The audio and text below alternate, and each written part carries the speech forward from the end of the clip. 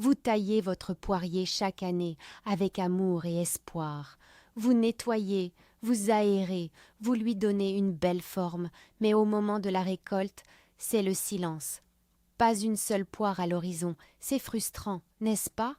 Et si je vous disais que votre sécateur, au lieu d'aider, est peut-être le coupable principal? Dans cette vidéo, nous allons révéler l'erreur numéro 1, celle que font 90% des jardiniers amateurs et qui transforme un arbre potentiellement généreux en un simple élément décoratif. Restez bien jusqu'à la fin, car la solution est beaucoup plus simple que vous ne l'imaginez et changera complètement votre prochaine récolte. Avant de pointer du doigt le coupable, comprenons d'abord pourquoi on taille un poirier. Le but n'est pas seulement esthétique. On taille pour 3 raisons principales. Premièrement, pour la santé de l'arbre, en enlevant le bois mort ou malade. Deuxièmement, pour la structure, en permettant à l'air et à la lumière de pénétrer au cœur de l'arbre. Et troisièmement, la raison qui nous intéresse aujourd'hui, pour favoriser la fructification. Le poirier, comme beaucoup d'arbres fruitiers, a 2 types de croissance. La croissance végétative, qui produit du bois et des feuilles, et la croissance reproductive, qui produit des fleurs, et donc des fruits. Le secret d'une bonne taille, c'est de trouver l'équilibre parfait entre les deux, mais souvent, sans le savoir, nos actions font pencher la balance du mauvais côté. Commençons par déconstruire un mythe tenace, le mythe de la taille propre. Beaucoup de jardiniers pensent qu'un arbre fruitier productif doit être parfaitement net, sans petites branches biscornues ni brindilles enchevêtrées. Guidés par cette idée, ils passent des heures à nettoyer leur poirier, coupant tout ce qui ne ressemble pas à une belle branche lisse et droite. Le résultat est un arbre à l'allure impeccable, presque sculpturale. Mais cette quête de propreté est un piège. Elle nous pousse à commettre l'irréparable. Car dans le désordre apparent de l'arbre se cachent les trésors. Imaginez un poirier parfaitement taillé, mais vide, à côté d'un autre, un peu plus sauvage, mais croulant sous le poids des fruits. C'est dans ce que l'on considère comme des imperfections que se trouve la promesse d'une récolte. Cette obsession de la propreté est le premier pas vers l'erreur fatale. Pour ne plus commettre cette erreur, il faut apprendre à lire votre poirier, à comprendre son anatomie. L'arbre communique et ses branches nous racontent une histoire. Observez bien, vous verrez de longues branches lisses qui poussent vite et bien droit vers le ciel. Ce sont les rameaux à bois ou les gourmands. Leur rôle est de faire grandir l'arbre, de produire des feuilles. Ils sont purement végétatifs.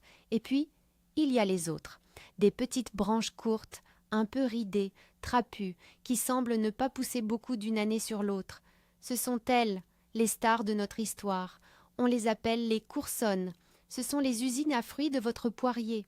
C'est sur ce bois de 2 ans ou plus que les fleurs, et donc les poires, vont apparaître.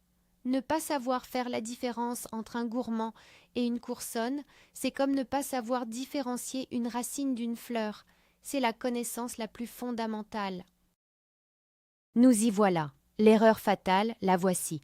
C'est de confondre les coursonnes, ces précieuses usines à poire, avec du vieux bois inutile, et de les couper.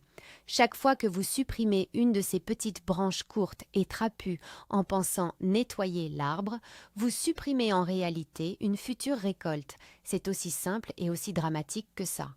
Pourquoi faisons-nous cela? Parce que les gourmands, eux, ont l'air forts, vigoureux, pleins de vie, alors que les coursonnes semblent vieilles et fatiguées. Notre instinct nous pousse à couper ce qui paraît faible pour laisser la place à ce qui paraît fort. Mais en jardinage fruitier, c'est exactement l'inverse qu'il faut faire. Vous coupez littéralement la branche sur laquelle les fruits devaient pousser. Chaque coup de sécateur mal placé est une promesse de poire qui ne sera jamais tenue. Pour bien comprendre l'impact de cette erreur, il faut visualiser le cycle de vie d'une branche de poirier. La première année, une pousse se développe. C'est un rameau à bois, long et vert. Il ne portera jamais de fruits cette année-là. La deuxième année, ce même rameau mûrit. Des petits bourgeons pointus, appelés dards, peuvent apparaître sur sa longueur. Certains de ces dards se transformeront en bourgeons à fleurs. La 3e année et les suivantes, ces structures se sont transformées en coursonnes, et c'est là que la magie opère. Les fleurs apparaissent, suivies des fruits. Si chaque hiver, vous taillez sévèrement l'arbre en coupant tout le bois de l'année précédente, vous le forcez à rester perpétuellement dans la première étape. L'arbre consacre toute son énergie à refaire du bois neuf encore et encore, sans jamais avoir la chance de passer à l'étape de fructification. Il est coincé dans une jeunesse éternelle et stérile. Parlons un peu plus de ces fameux gourmands. Ce sont les ennemis séduisants de votre récolte. Ils sont faciles à repérer. Ils poussent très droit, très vite et souvent directement sur les branches principales, visant le ciel. L'arbre, par instinct, veut pousser en hauteur pour capter un maximum de lumière. Ces gourmands sont l'expression de cet instinct. Le problème, c'est qu'ils agissent comme des voleurs d'énergie. Toute la sève, tous les nutriments que la racine puise dans le sol sont détournés pour alimenter leur croissance explosive. C'est de l'énergie qui n'ira ni aux fruits ni au développement des coursonnes. L'ironie, c'est que le jardinier amateur, voyant ces branches si dynamiques, pense qu'elles sont le signe d'un arbre en pleine santé et les conserve. En réalité, il nourrit le loup dans la bergerie, tout en affamant les moutons. Pire encore, une taille excessive crée un cercle vicieux. Quand vous taillez trop sévèrement votre poirier, l'arbre ne se dit pas « Ah, super, on me fait de la place ». Il perçoit cela comme une agression, une blessure grave. Sa réaction est une réponse de survie. Il panique. Et que fait un arbre qui panique? Il lance un plan d'urgence pour refaire du feuillage le plus vite possible, car les feuilles sont ses panneaux solaires. Il met donc toute son énergie dans la production massive de gourmands. Vous voyez le problème? Vous taillez fort pour avoir des fruits. L'arbre réagit en produisant du bois qui ne donne pas de fruits. L'année suivante, déçu de ne pas avoir de récolte, vous vous dites qu'il faut tailler encore plus fort, et le cycle infernal continue, épuisant l'arbre et le jardinier. Alors, comment sortir de ce cycle et adopter la bonne approche? Il faut arrêter de penser comme un destructeur et commencer à penser comme un architecte. Votre but n'est pas de retirer du bois, mais de diriger l'énergie de l'arbre. La règle numéro 1, la plus importante, identifier et préserver les coursonnes. Chérissez-les comme les joyaux de la couronne. La règle numéro 2, soyez sans pitié avec les gourmands. Supprimez-les complètement, à leur base, sans laisser de chicots. Faites cela en été, on appelle ça la taille en verre. C'est encore plus efficace. La règle numéro 3, aérez le centre de l'arbre. Coupez quelques branches qui se croisent ou qui vont vers l'intérieur pour que la lumière du soleil puisse atteindre toutes les coursonnes. Un fruit a besoin de soleil pour mûrir et développer ses sucres. Enfin, que faire des coursonnes qui deviennent très vieilles et produisent moins? Faut-il les couper? Non, ce serait retomber dans le piège. On ne pratique pas l'amputation, mais l'art du rajeunissement. Une vieille coursonne est souvent ramifiée. Au lieu de la couper à la base, vous la taillez juste après un rameau plus jeune qui part de sa structure. Cela va forcer la sève à se concentrer sur cette partie plus jeune qui va se développer et prendre le relais de la production. C'est une manière douce de renouveler la capacité de l'arbre à produire des fruits sans jamais sacrifier la structure de base qui a mis des années à se construire. C'est un travail de patience et d'observation. Vous ne taillez plus pour enlever, vous taillez pour encourager et renouveler.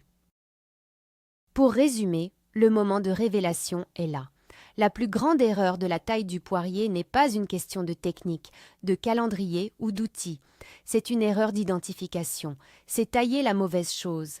En coupant les coursonnes, vous jetiez l'or et gardiez le plomb. Vous encouragiez l'arbre à faire du bois quand vous vouliez qu'il fasse des fruits.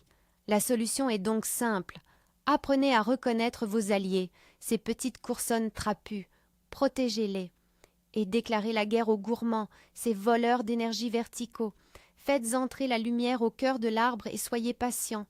Un poirier bien guidé vous le rendra au centuple. Merci d'avoir regardé cette vidéo jusqu'au bout. Si elle vous a aidé à comprendre votre poirier, montrez-le nous avec un pouce bleu, cela nous aide énormément. Et abonnez-vous pour ne pas manquer nos prochains conseils de jardinage. Maintenant, j'ai une question pour vous. Quelle a été votre plus grande interrogation ou votre pire erreur en matière de taille? Racontez-nous votre expérience dans les commentaires ci-dessous. Nous lisons absolument tout